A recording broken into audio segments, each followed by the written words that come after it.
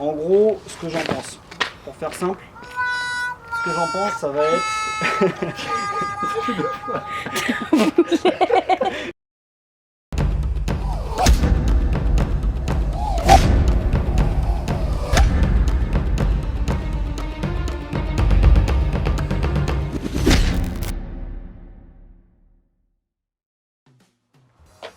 Bon, salut à tous, aujourd'hui on va profiter d'une petite session Urbex donc pour vous présenter les Shine. Ça fait un petit moment qu'on les a maintenant et qu'on n'a pas pris le temps de les essayer. Enfin si, moi j'ai volé un peu à la baraque avec le Tiny Whoop. Ouais, Ouais. on Moi, n'a j'ai pas, essayé de voler. pas pris le temps en tout cas avec des 5 pouces. Donc on va voir aujourd'hui donc, si ça vaut le coup de les acheter ou pas pour le prix que Bamboul les vend. Donc dans la boîte on a la notice, on va pas rentrer dans les détails, hein. Il y a déjà plein de vidéos qui expliquent le fonctionnement des lunettes. La petite lingette habituelle pour nettoyer les lentilles. Donc direct dès qu'on ouvre la boîte, on a les lunettes. Donc comme ça visuellement elles sont plutôt sympas, hein. Si on les compare rapidement, bon, lui il les a un peu décorés, des Fat Shark HD3. C'est pas vilain, ça a un bon look, en tout cas moi ça me plaît bien. Ensuite dans le reste de la boîte on a la batterie 1000 mAh, 7,4 volts avec un témoin de charge. Donc là je l'ai chargé avant de venir sur le terrain, c'est plus pratique. Là dans cette boîte là on a les deux antennes. Alors attention, si chez vous vous voulez mettre des antennes de meilleure qualité, c'est du RPSMA.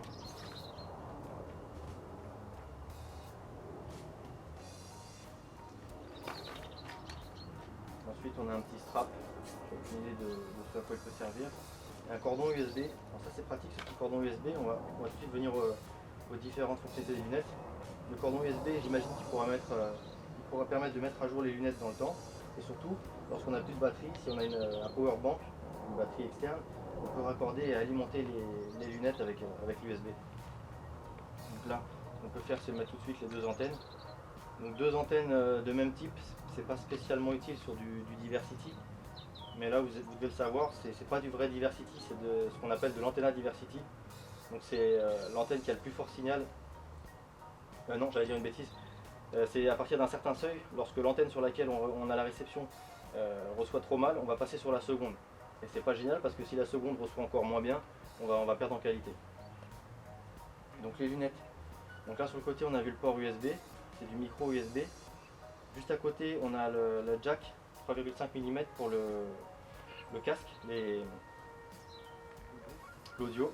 D'ailleurs à ce sujet là, Jérémy vous a posté une petite astuce pour écouter de la musique en même temps qu'on vole avec le son du quad. Sur le dessus, on a les deux boutons qui permettent de sélectionner les canaux et les bandes. Le petit ventilateur, c'est pratique pour évacuer la buée. Et le bouton de mode et de menu qui permet de régler entre autres la lumière et le contraste. De l'autre côté, on a l'entrée d'alimentation avec juste là sur le strap de quoi brancher de quoi accrocher la lipo.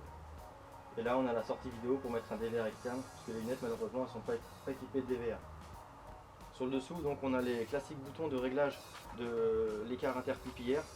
Et là franchement déjà rien qu'en les bougeant, ça sent pas la qualité, ça fait très cheap. Et ensuite on a un truc qui est pas mal et qu'on trouve sur aucune autre lunette à ma connaissance, c'est l'éloignement, la profondeur de la lentille. Donc lorsqu'on a besoin de correction c'est plutôt pratique. Il ne faut pas que la correction soit trop élevée parce que ça va pas forcément assez loin. Mais ça peut dépanner, sauf que moi voilà, à force de le régler à la maison, j'en ai déjà un qui ne fonctionne plus. Donc j'ai une lentille qui reste bloquée à son niveau, donc si c'est pas adapté à la vision c'est gênant, on ne peut pas voler avec. Et en parlant de lentilles, il n'y a pas d'emplacement pour mettre des verres correcteurs. Donc pas de verres correcteurs possible. Il n'y a pas l'emplacement là qu'on peut connaître que vous connaissez sûrement sur les Fat Shark. Voilà là, les fentes de chaque côté qui permettent de glisser juste là une lentille devant la lentille d'origine. Donc ça on n'a pas sur les eShine EV100. Niveau confort c'est pas mal, là on a deux niveaux de mousse. Donc pour les différents types de visages, si vraiment c'est trop épais, on peut enlever une première partie, on voit ça se décolle un peu. Elles sont assez légères, j'ai pas les chiffres en tête, on vous les mettra sur la vidéo. Mais c'est confortable et c'est plus léger que des Fat Shark Dominator HDV3. Je voulais parler du strap, tu le disais tout à l'heure. En fait j'ai déjà vu un mode, enfin un mode c'est pas vraiment un mode, hein, c'est des personnes qui utilisent justement le strap, en fait c'est pour conserver la batterie dessus pour pas qu'elle s'en aille. Le strap on le met de cette façon, souvent la batterie, quand on tire sur la sangle, la batterie a tendance à s'en aller, et là pour le coup avec ce système de strap là, ça empêche que ça s'en aille. L'idéal maintenant, ça serait de voir comment ça se passe en vol. Donc on va faire un petit tour, je sais pas si tu as fini sur tout ce qui est Moi description. j'ai fini et moi je vais pas voler avec, hein, parce que j'ai essayé un paquet de fois à la maison. Au même titre que les dominateurs, là c'est lié à mes yeux, hein, j'arrive pas à avoir une seule image. Et en plus de ça, je trouve que l'écran est tellement petit et tellement loin des yeux que c'est pas volable. Enfin moi, à mon goût, c'est pas volable. Clairement, je préfère un masque, ou même je préfère les HD3, c'est les seules lunettes avec lesquelles j'arrive à voler à peu près correctement sans me fatiguer les yeux. Bon, on va voir ça, on va voir, je vais essayer de décoller avec. Je te laisse faire.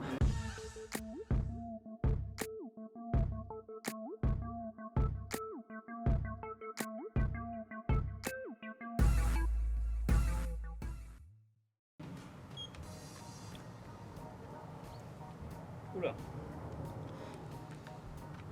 Ouais. Ah, déjà l'écran est super loin. J'ai l'impression d'être au fond d'une salle de cinéma en fait. Je vais essayer de voler comme ça, on va voir ce que ça donne.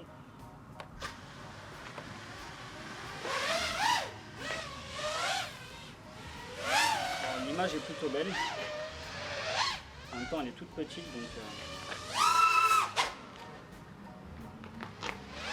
c'est trop bizarre. Les boutons sont comme la mise au point de la lentille là est cassée, comme disait mon target tout à l'heure. Déjà j'ai des écrans noirs bizarres. Comme le bouton est cassé, j'ai l'œil gauche qui est pas au point en fait. Donc j'ai un peu de flou, c'est pas pratique.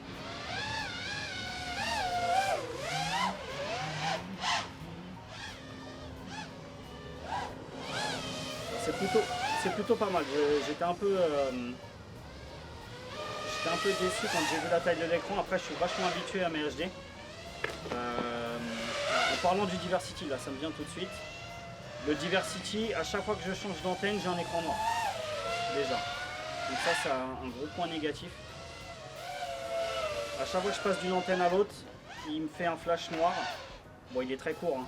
Mais disons que pour ceux qui font de la course, ça peut être la seconde de trop. Je parlais de l'écran. L'écran il est plutôt pas mal. L'écran est plutôt pas mal, il est vachement petit, il est un tout petit peu plus petit que celui des DOM. Le souci c'est que bon, les couleurs sont belles, sont bien respectées. Elles paraissent même plus respectées que dans mes HD. Après c'est parce que mes HD je les ai pas mal déréglés aussi parce que je suis toujours en train d'y toucher. Ça c'est de ma faute un peu. Bon, je pense que c'est une question d'habitude. Ça doit être une question d'habitude. Bon, en gros, ce que j'en pense, petite conclusion, ce que j'en pense, c'est que à ce prix-là, merci. Ce que j'en pense, c'est qu'à ce prix-là, enfin quand je parle de ce prix-là, je parle surtout du prix de vente actuel que Banggood a annoncé là. Comparé au prix de vente de Preco, c'est un peu abusé. C'est un peu abusé dans le sens où à 80 €, 100 €, ça aurait pu être une bonne chose. Là, rien que de voir que le réglage, bon, je pense qu'en les ouvrant, il y a moyen de récupérer ce problème-là. Ça doit être tout simplement une simple roulette qui a dû. C'est des roulettes à cran, hein, donc je pense que c'est juste le cran qui a dû sauter. Hein. Je sais pas ce que t'en penses. Faut pas qu'il y ait un bout de cassé dedans. Il n'y a rien qui secoue dedans, donc bon. Ouais. Bon. Ça fonctionnait au début quand je les ai déballés, et c'est à force de les utiliser chez moi que... Bah à force, ouais, tu les as utilisés combien de fois? Une fois? Non, j'ai fait quelques vols quand même, j'ai essayé d'insister, de me dire ouais ça peut être pas mal, est-ce que j'arrive à voir, mais moi vraiment l'image est nette, je la trouve très nette, c'est sûrement lié au fait que la résolution soit pas mauvaise du tout. J'ai plus les chiffres en tête par rapport à la taille de l'écran, mais c'est trop petit. Honnêtement, dans cette gamme de prix, je dirais pour commencer, mieux vaut commencer avec un masque de chez eShine, pourquoi pas, parce qu'ils font des très bons masques. Ils sont déjà en rupture de stock, mais il n'y a plus possibilité d'en avoir. J'imagine pour le SAV, je sais pas comment ça va se passer si jamais il y a des lunettes défaillantes.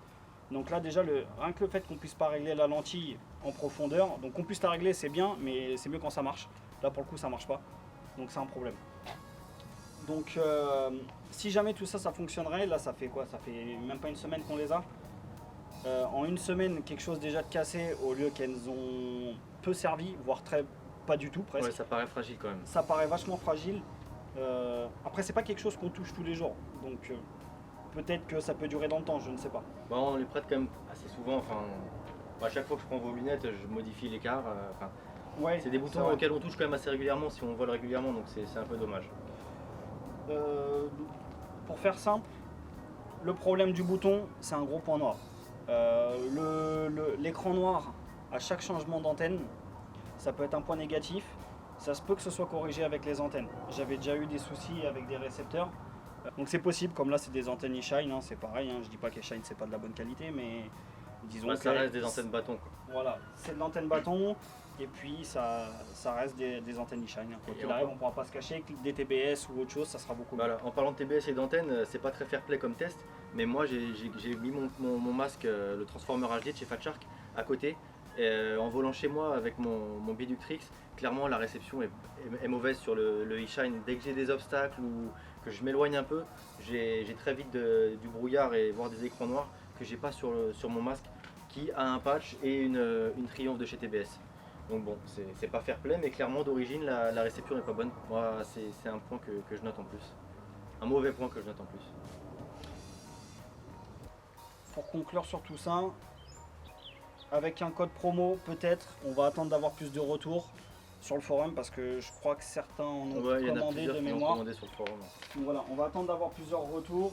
Pour l'instant, moi personnellement, je reste mitigé. Toi, je sais pas ce que t'en penses. Moi, bon ou pas, les retours, de toute façon, clairement, les lunettes me conviennent pas, c'est peut-être lié à moi. Mais quoi qu'il en soit, je dis toujours, et quel que soit le prix, c'est plus compliqué à voler avec des lunettes qu'avec un masque. Donc même si c'est pas facile, le mieux c'est quand même de tester avant d'acheter. Là, je pense qu'il y en a plein qui vont les avoir précommandés, qui vont les avoir reçus et qui risquent d'être déçus. Je me trompe peut-être, mais Bon, de toute façon, c'est une première pour eShine. Ils feront certainement une version 2 rapidement. Donc voilà, nous on a à peu près tout abordé sur notre ressenti. C'est l'opinion, c'est notre opinion à nous. On n'a pas de jugement professionnel là-dessus. Donc n'hésitez pas à venir en discuter sur le forum. Il y a un sujet là-dessus. Et puis à bientôt sur WeAreFPV. N'hésitez pas à nous follow et à liker si jamais ça vous plaît. et à partager. Allez, ciao.